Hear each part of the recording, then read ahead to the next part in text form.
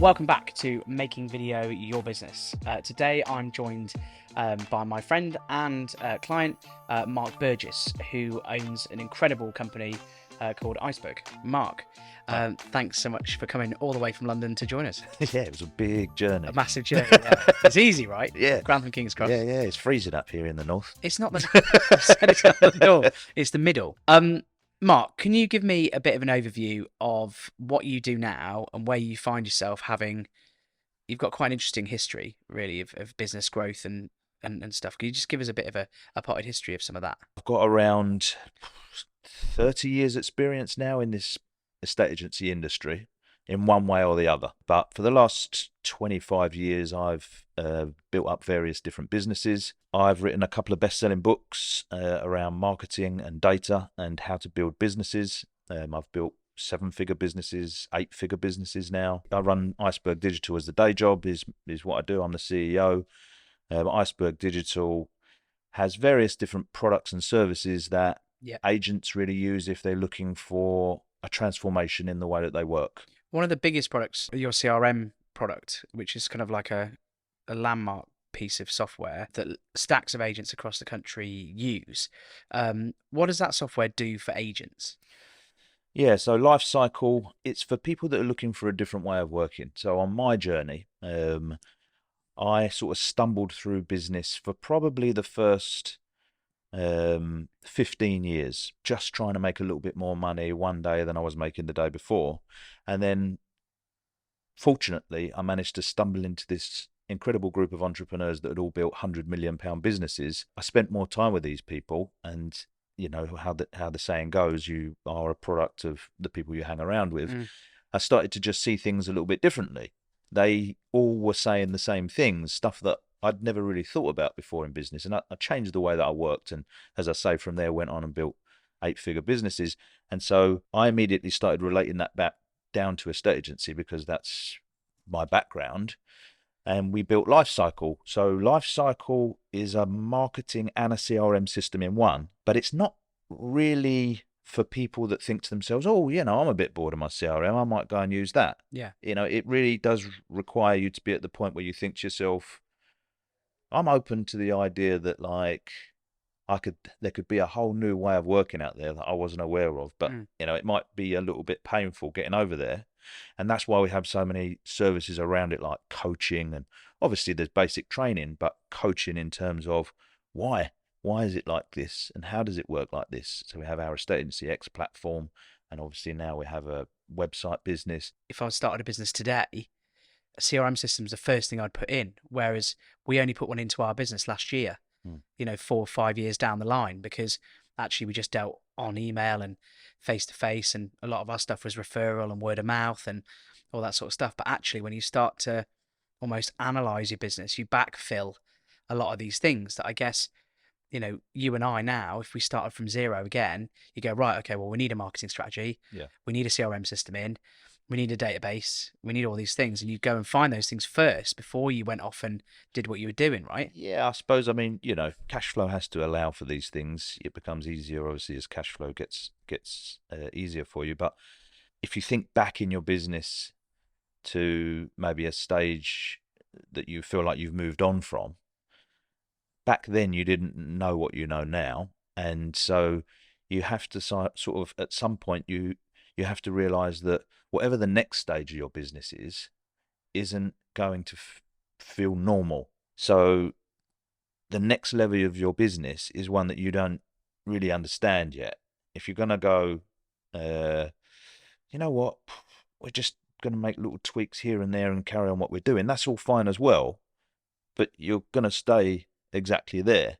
Someone's going to have to show you some form of something that is not normal for you. At the moment, softwares for estate agents have all been based around completing the transaction. So does the software do sales, lettings, and property management? If it does, brilliant, I'll be able to conduct my work. That's fine. And we sort of broke that apart and started with everything in business is downstream of lead generation and nurturing. And we focus more on that. How in your everyday work will it lead back to generating more business, because an estate agent every day is interacting with tons of people, especially more so now. Some of the things that we might talk about on this recording about content marketing and the way that they do things, they're interacting with tons and tons of people that are not ready to do a transaction with them. So then what? What, you're going to spend all that time, money and effort doing all these things, and the only system you've got in place is one, if somebody says, I'd like to put my house on the market today, please. Everything else, forget it. Like, that doesn't make any sense. What we did was we broke it apart and said, oh, actually, like, the property management side of estate agency is kind of another department. It doesn't really fit in with winning business, doing viewings, all of that sort of stuff. It's almost like in a normal business, it's like the finance or the support department, and they would run their own systems. Actually, marketing and sales needs to be joined together. Yeah, well, I've said that so many times. Like, marketing, sales, and finance don't all need to be joined together. No. Our approach on it is slightly different. And as I say, as with everything we do, it sometimes takes people a little bit to get their head around. But I can say categorically, if they do go into it with an open mind and embrace everything and want to make a change in their business, then it's universally a success. Obviously, video and the advent of using video to a high level has only been in the last probably 5-10 years. But how have you used visuals as a whole to start to propel your businesses forward? Google did a great piece of research that I've spoken about a couple of times in the books that I've written, called The Zero Moment of Truth.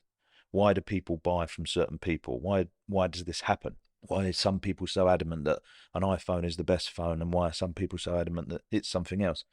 And it's this thing called 7-11-4. Basically, if you spend 7 hours with somebody, have 11 touch points, and see them in 4 different locations, part of the brain opens up and you move over into this side of the brain where the person feels like they know, like, and trust you. The best example I can probably give on a micro level would be, you go to the gym for the first time and you get on the treadmill, and there's someone next to you that gets on and starts running like a superhero, and we don't speak. And the next time I get on the treadmill, he gets on the treadmill next to me, and again, it's like, right.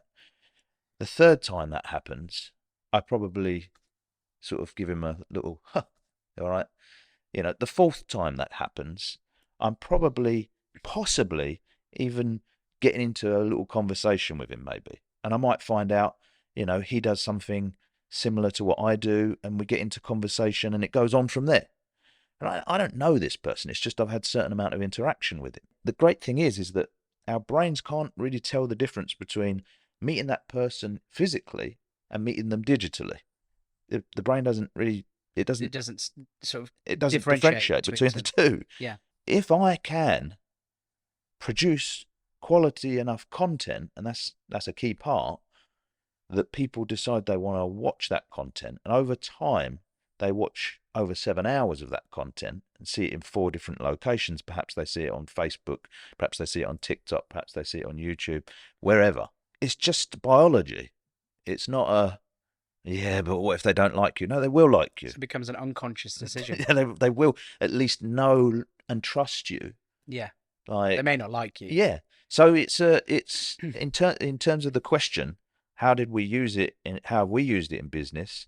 We've used it exactly that purpose, to position ourselves as someone that people can get to know, like, and trust, without us having to use up any of our time to do it. So actually, there's been an evolution. There's being an evolution now in 2024 with Iceberg and with Lifecycle in general. And you've actually launched a new product called Neuron. Effectively, because of the AI within it, it knows loosely who you are as a viewer of a website, and it re-augments and serves up the right sort of data to the person viewing the website. And so your website is almost it's changing based on the user experience. How important do you think visuals are becoming as part of web development? Well, I guess for a lot of people, it feels like they create a website because they should. And, that might sound stupid, because someone might be listening going like, well, yeah, you should. Like, you need to be on the web. It's like, yeah, okay, but why? Well, so that customers can find you. Right, okay, so now we're getting somewhere. So without customers being able to find you, very little point in a website. So I know it's not the topic, but that's one objective that we need to figure out. Yeah. How are people going to actually find this site? And then what? Well, then they're going to come to the site and they're going to learn about your business. Well, but what are they going to learn about your business? And how are they going to learn about the business? So many times you meet a company whereby either, on the one hand, they struggle to know why they exist. They've never really been able to pinpoint it. And, that's a task that they can solve. And on the other hand, you meet businesses whereby they do know why they exist and they're pretty passionate about it. And then you go to their site and it doesn't say any of that, because they made the site because they were supposed to have a website. Of course, you also have to remember that, technology is moving on so fast in terms of 3G, 4G, 5G, how accessible video is. Even if you built a website 5 years ago, you probably weren't overloading it with video. Even 3 years ago. Even probably. 3 years ago, right? I mean, yeah, okay, maybe you might have. Obviously, YouTube's been around a long time. You might have done something with YouTube, but today, on a mobile phone, on a 4G or certainly a 5G network, I'm not going to have a problem viewing video. No. So then it begs the question, based on what we were just talking about with 711.4 and communicating your purpose, why would you not want to be on your website as if somebody just walked into your company? Yeah, met you. Why would you not want to do that? And I guess maybe people would throw up, well, I'm just not that comfortable in front of camera. Okay, but that, again, is probably just because you probably don't stand in front of the mirror having conversations with yourself very often. No. But other people do. Yeah. So there is no difference. I know you're going to be self-conscious watching yourself, but no one else is going to think that you look like weird. Yeah, because they see you that way anyway. Yeah, you are. That is how you look. Yeah, if they met you in person, that's how you look. That's right. Yeah. We sit down here to do the podcast, and I'm like, make sure, look as best as I can. That is how you look, Mark. That is how you sound, Mark. So if you're okay meeting people, then you should be okay doing video. If I think back to when I first started doing video, probably 2016, 17, something like that. Yeah, it does feel uncomfortable. And I guess you do have questions about, well, what am I going to do a video about? So I think even myself, I often still think, what am I going to do some content about? I think of something, I think, that's not really that useful. Yeah. And for some reason, I end up doing it, and it's more popular than things that I thought was useful, Yeah. So some of the mistakes that I probably made were, one, I tried to be somebody different to who I am on camera.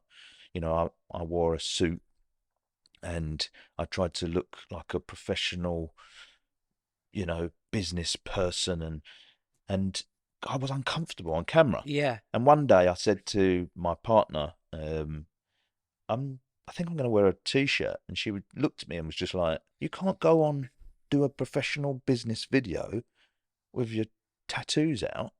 And I was kind of like, it is different now. I mean, we are talking nearly 10 years ago. Yeah, yeah. There wasn't that much video, and so therefore, it was a bit strange. So I went and the person who was doing the filming for me at the time, I mentioned it to them, and they said, we think it's a great idea. Yeah.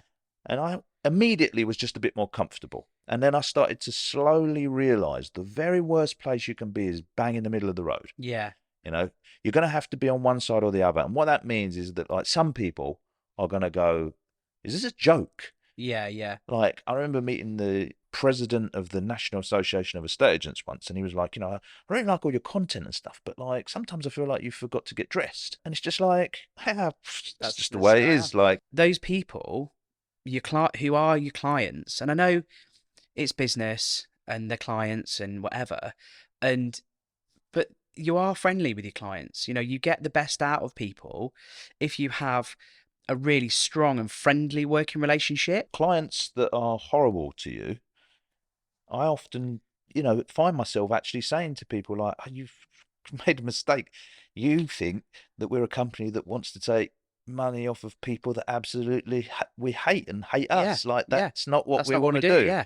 You are still going to have people that voice their opinion, especially if you're putting content out on social media, which is probably a must. Yeah. You are going to have people that occasionally say, what sort of a shirt is that? You can brush it off, but that sort of stuff does, it makes you question certain things. I got to the stage whereby I started to realise I personally wouldn't buy anything from somebody in a suit, and so why was I putting a suit on? Because I was supposed to. Yeah. It was like, this was all madness. Yeah. And then suddenly it started fading away. And the second mistake I made was thinking that, I don't know what I'm going to talk about. No, I've got nothing to talk about. You have got stuff to talk about. If a client walked into your office today, what's some of the most common things that they ask you? And people are just reel it off. Yeah. And I often say to somebody, they go, oh, I don't know what to write about. If I'm talking to an estate agent, I might say like, I don't know, what's something you get asked on valuations a lot? And they'll go, oh, I often get asked about well, whether now is the right time to sell. And what do you say? Oh, I say this, and this. Oh, great. You just did your first video. If your content's good enough to do 711 4, that's it. That's it. And then people will We've done naturally events before whereby someone's read both my books, they've watched loads of videos, they've come to an event, and at the end they've gone, I really want to work with you guys. What is it you do again? The same can be said when you think about Nike or Apple, whatever. If Apple put the new iPhone out, if they put 500 quid on the price tag, no one will question it. So many companies get caught up on price. It's irrelevant. It really is. I know I have the conversation so many times over and over again. No, you don't understand. In our market, it's different. In our town, it's different. And in our industry, it's different. It's not different. It's like, if it was different, then it wouldn't be possible for Five Guys to be right next door to McDonald's, and McDonald's to be selling a double cheeseburger for like £2.50 and Five Guys to be charging £9.70. Like, you can't get any more commoditized than that. It's a hamburger. Right? So how is this possible? I deal a lot with estate agents, and the estate agents constantly, I've got one client at the moment, they charge 895 quid and they know it's too cheap. And I said, well, what do you want to charge then? And they're like, well, I'm thinking maybe we could get it up to like 1,500. And I'm like, what? Why 1,500? Well, it's difficult around here. People won't pay much more than that. We're not in London. And I'm like, but why 1,500? There's agents doing it for nothing. Like, yeah, Strike will do it for nothing. So it's irrelevant what other agents are doing. Oh, but you can't go too far.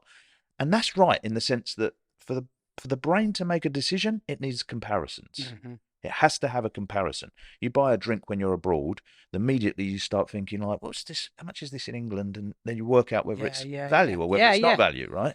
You have to have comparisons just to how the brain works. And what estate agents do is they go and they give a price,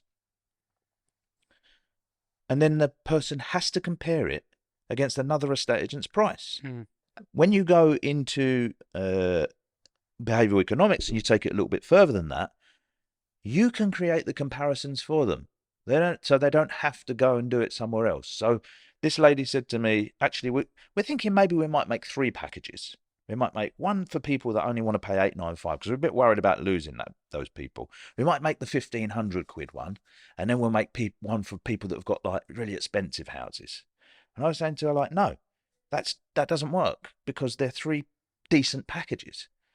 So still, I'm none the wiser. Now I've got to compare your expensive package with an expensive estate agent, your mid-range package with a mid-range agent, and the low price one with a low price. That's not how it works. The way it works is like this. You have 3 packages. One of them is a decoy. It's so ridiculous that it gets dismissed straight away. That leaves 2 to be compared. And one of them is significantly better than the other. So, as an example, The Economist did this test with students that were currently studying economics. And they got 100 students in the room, and they gave them 2 choices. They said you can either subscribe to the online Economist for £5, or you can have the printed version for £15 a month. And almost all of them said, well, just go with the online version. Okay.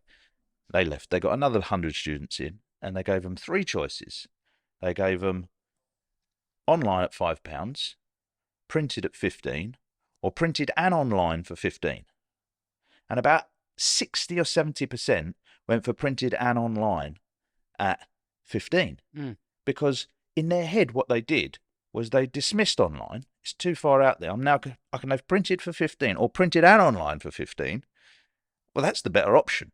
They did the comparison themselves. It's about 7-Eleven 4. Getting back to the subject, it's about making people know, like, and trust you, creating content that they will actually find useful. There's not that much point in creating content going, hey, if you're looking to sell your house, I'm the estate agent you should call. That doesn't lead to someone consuming 7 hours of your content. That leads to them just going like, oh, who's this guy? What leads to them consuming 7 hours of content is useful stuff. There doesn't need to be anything.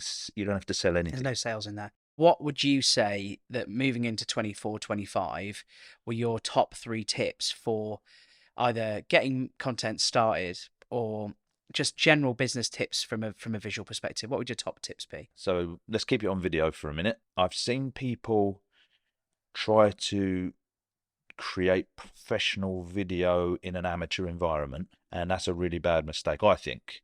They maybe get a white sheet and hang it up on the wall and film it with the iPhone, and you're not kidding anybody. I can see you've got a white sheet and you're in your kitchen. So either do the video in your kitchen, no problem, just don't try and hide it, or get it done professionally. We're not talking hundreds of thousands of pounds anymore to be able to use somebody that can create you footage that looks very professional, and it has a massive effect if you do that. That said, I do still believe it's all about the content. I can film a great piece of content on top of a hill on a windy day. If it's great content, people will watch it. Yeah. But I do think it's nice to have a mixture to see that there's a professional element to it. And you're investing in your business. Yeah, you're investing in your business. You're taking it seriously. It's not, it adds a little bit of credibility, I think. That doesn't stop you from also doing some stuff yourself. Coming away from video, I would say it's critical for any company to really understand why they exist, their vision, their mission. You can only get where you're going if you know where you're going. Yeah. You have to have a plan. You've got to know, I'm trying to get here. Yeah. And then you can make the breadcrumbs to get back, and you can only see your success looking backwards. So I guess that leads me on to the third point, which is it's almost impossible to be happy unless you look back. Your goals will always be on the horizon. So, there would have been a point in my life whereby the business that I've got today would have been everything I ever wanted in life. But as you're on that journey, let's say, imagine what the ultimate looks like for you now. It's sitting there on the horizon. And if you can ever get there, everything in life will be great. But when you get to the horizon, there's still the horizon, and you're still going to go, yeah, but if I could just do this now. And you'll always be a little bit unhappy if you do that. You have to stop and look back and go, what's happened? Yeah. This is crazy. And then you can really, truly be happy. So I don't know if that's helped someone build a business, but I think it certainly helps you in terms of like having some form of happiness with what you've actually managed to achieve. Mark, I could talk to you all day about business and stuff. Thank you so much for your time. I really appreciate you coming to see us. Yeah, no problem at all. Thanks for having me on.